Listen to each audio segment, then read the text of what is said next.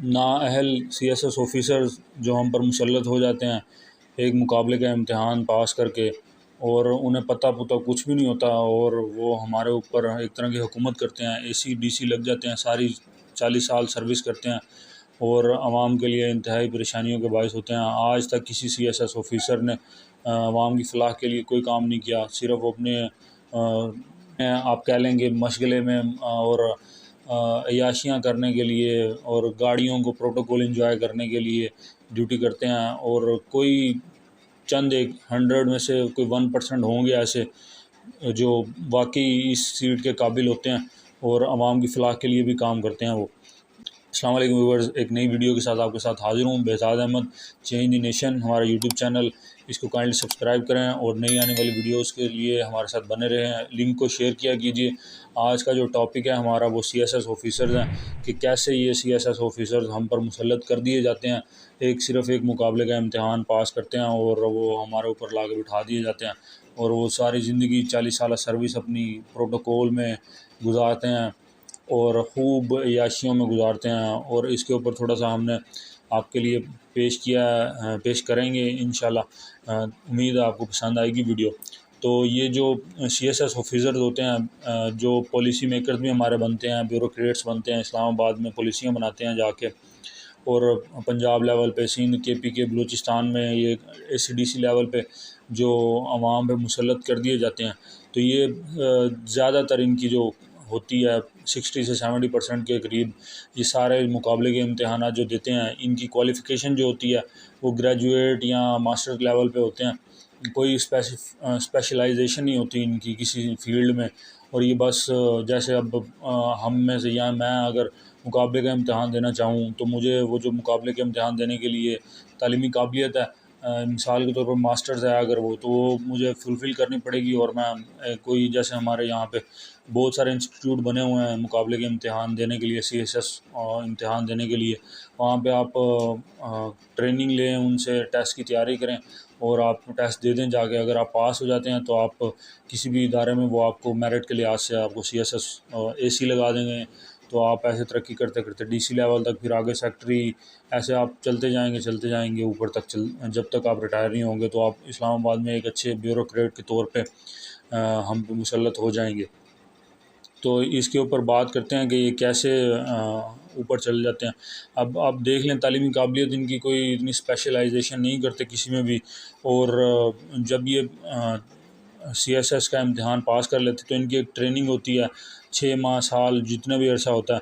तो वो उसमें इनको जो भी इन्होंने सिखाना होता है एडमिनिस्ट्रेटिव किस तरह करनी है और फील्ड के मुतल्लिक बताते हैं, लोगों के साथ कैसा बिहेवियर रखना है, इनकी एडमिन स्किल्स को ज़रा इम्प्रूव करते हैं वो जो साल इनको ट्रेनिंग करते हैं। फिर ड्यूरिंग सर्विस भी इनको वो ट्रेनिंग सेशन वगैरह देते रहते हैं।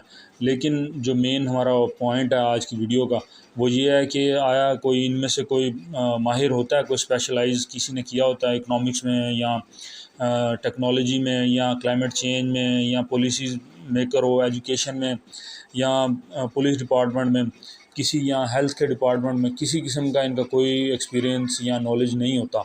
मैक्सिमम केसेस में, मैक्सिमम की बात कर रहा हूँ, 70-80% के केसेस में। तो ये सीएसएस पास करते हैं, जस्ट एसीडीसी लग जाते हैं।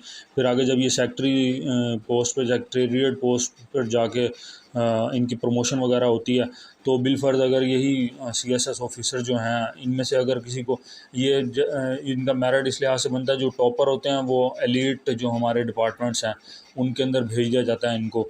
और जो जिनके नंबर्स वगैरह आप कह लें कम होते हैं, फिर वो जैसे महकमे हमारे जो हैं ज़बो हाल, जैसे रेलवे हो गया, पोस्ट ऑफिस हो गया, ज़राअत का महकमा हो गया, इन इदारों में वो पोस्ट कर दिए जाते हैं। लेकिन अगर बिलफर्ज वो इनमें ही हम एग्ज़ाम्पल ले लें अगर किसी की सेहत के डिपार्टमेंट की या क्लाइमेट चेंज का या जो प्रोडक्शन डिपार्टमेंट है हमारे ज़रिए, तो उनमें से किसी को कोई पता नहीं कि कपास का बीज कैसे तैयार होता है और कपास अच्छी जो है उसके अफजाइश के लिए कौन सा बीज मौजू है, या इसके लिए हम क्या कर सकते हैं, इसकी पैदावार बढ़ाने के लिए फ़ी एकड़ गंदम की फ़ी एकड़ पैदावार बढ़ाने के लिए हम क्या कर सकते हैं, उनको इसके मतलब कोई नॉलेज नहीं होता। वो बस एक ऐसे अनपढ़ किस्म का बंदा उस फील्ड के मतलब अनपढ़ बंदा वो उसके ऊपर बिठा दिया जाता है। वो फिर अपनी समझ के मुताबिक या नीचे जो अमला होता है उसको जैसे गाइड करता है वो वैसे फ़ैसले करने लग जाता है। सारी ज़िंदगी वो फिर गलत फ़ैसले लेता रहता है, जो सरासर नाइंसाफ़ी है हमारे साथ भी और उस डिपार्टमेंट के साथ भी। और आवाम के पैसों से, टैक्स से वो जो पलते हैं, सारी ज़िंदगी वो खाते हैं, अय्याशियाँ करते हैं।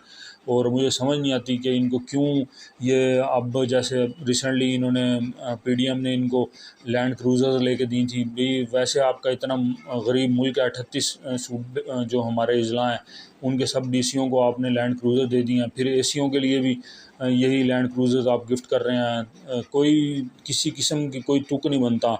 90,000 गाड़ियाँ तो एक शहर में आपने दी हुई हैं और ये मेरे पास फिगर हैं 500 अरब के करीब मुफ्त बिजली इनको दी जा रही है, 220 अरब के करीब पेट्रोल जो मंथली ये यूज़ करते हैं। तो इनका कोई तुक नहीं बनता कि इन्होंने आज तक पाकिस्तान बनने से लेके आज तक या सीएसएस जब से स्टार्ट हुआ आज तक कोई भी किसी फलाही काम का इनका कोई रिकॉर्ड नहीं है। बस ये अपनी अय्याशियाँ कर रहे हैं।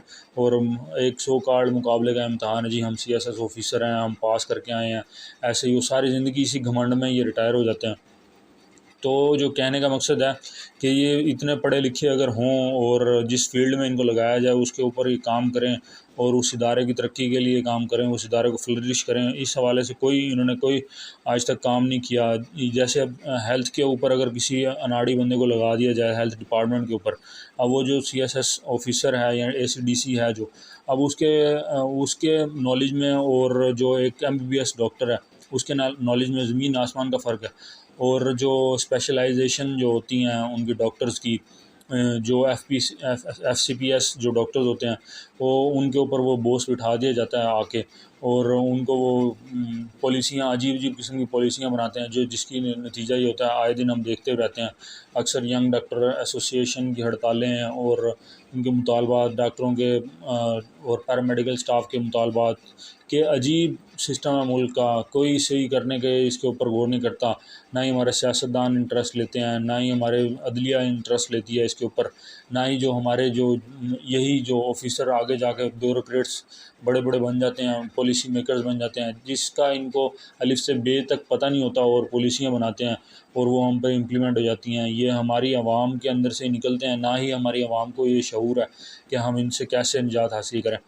तो ये आज की वीडियो हमारी इसके ऊपर थी कि इनसे कैसे छुटकारा हासिल किया जाए। तो आप ऐसे सियासतदानों को अपने ऊपर मुंतखब करें, वोट दें उनको और ख़ुद भी अपीलें करें। पीएम पोर्टल एक बड़ा अच्छा ज़रिया है, उसके ऊपर कंप्लेंट्स किया करें कि जी इनका जो सीएसएस का जो इम्तिहान है उसके अंदर स्पेशलाइजेशन जो हो उसको प्रेफर किया जाए और उनको आगे लाया जाए, ताकि और उन्हीं जैसे वो पास हों उन्हीं के मुतल्लिका फ़ील्ड में उनको पोस्ट किया जाए ताकि वो इदारे की बेहतरी के लिए काम करें। और इनसे एनुअल इनकी रिपोर्ट मांगी जाए कि आपने क्या रिपोर्ट की, क्या इम्प्रूवमेंट किया उस डिपार्टमेंट में, जैसे प्राइवेट फर्म्स वाले करते हैं।